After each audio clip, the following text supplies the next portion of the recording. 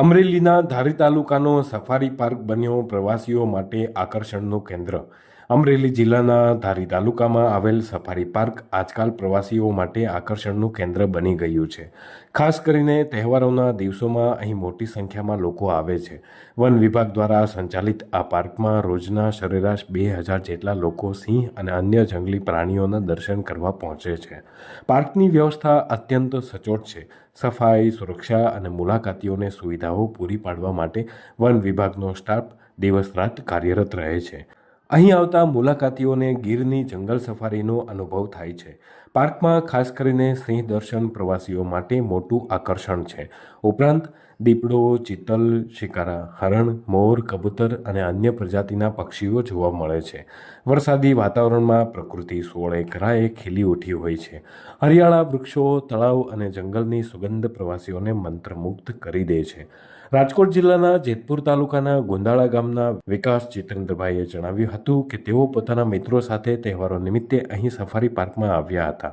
તેઓએ કહ્યું કે અમે સિંહ દર્શન કર્યા, સાથે દીપડો, ચિકારા, હરણ પણ જોવા મળ્યા। મોર તથા અન્ય પક્ષીઓ પણ દેખાયા। હાલ વરસાદ પડતો હોવાથી જંગલની હરિયાળી અને વાતાવરણ અદ્ભુત લાગ્યું। મિત્રો સાથે ફરવા આવ્યા અને અનુભવ અનોખો રહ્યો। મારું નામ છે વિકાસ જીતેન્દ્રભાઈ। હું મોટા ગુંદાળાનો વતની છું, તાલુકો જેતપુર, જિલ્લો રાજકોટ। અને આજ ફર્સ્ટ ટાઈમ આવ્યો છું અહીંયા, અને બધાય પોઈન્ટ સનસેટ જેવું આમ લાગ્યું આપણને, ફરવા જેવું મસ્તીનું છે આંબેડી પાર્ક। કોની સાથે આવ્યા છો? કેવું? હું મારા ફ્રેન્ડ સર્કલ સાથે આવ્યો છું, અને ફ્રેન્ડને પણ બહુ મજા આવી છે। અને એક અહીંયા ફરવાલાયક સ્થળ એમ કે બહુ સારામાં સારું છે।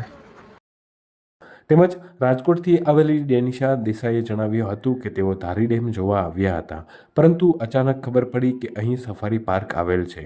ત્યારે પરિવાર સાથે તેમણે પાર્કમાં પ્રવેશ કર્યો અને સિંહ દર્શન કર્યા। તેમણે જણાવ્યા મુજબ અમે પાર્કમાં સિંહ દર્શન કર્યા અને ખૂબ આનંદિત અનુભવ કર્યો। કુદરતી વાતાવરણમાં આ અનુભવ જીવનભર યાદગાર બની રહેશે।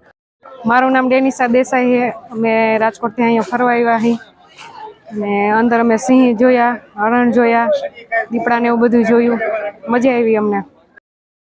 ધારીમાં જ રહેતી ધમલ વિશાલીએ જણાવ્યું હતું કે તેઓ પરિવાર સાથે વન ડે પિકનિક માટે પાર્કમાં આવ્યા હતા। અમે રોજિંદા જીવનની ભાગદોડમાંથી થોડો વિરામ લઈ અને અહીં આવ્યા છીએ।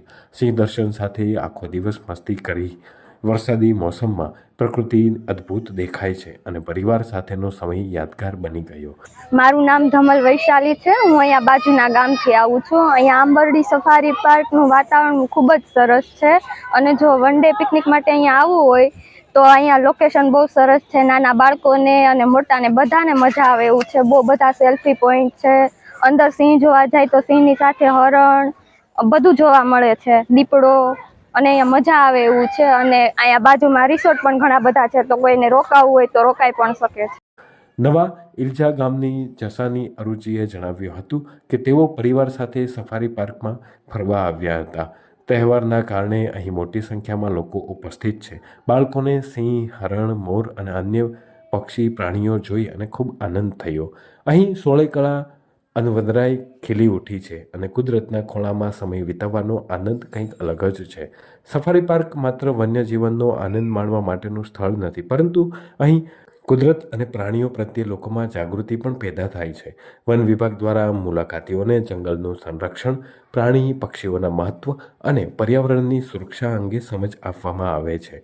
અત્યાર સુધી સફારી સારી વ્યવસ્થા, લોકપ્રિયતા અને પ્રવાસીઓના સકારાત્મક પ્રતિસાદ જોતા કહી શકાય કે ધારી તાલુકાનું આ સફારી પાર્ક જિલ્લાનું ગૌરવ બની ગયું છે।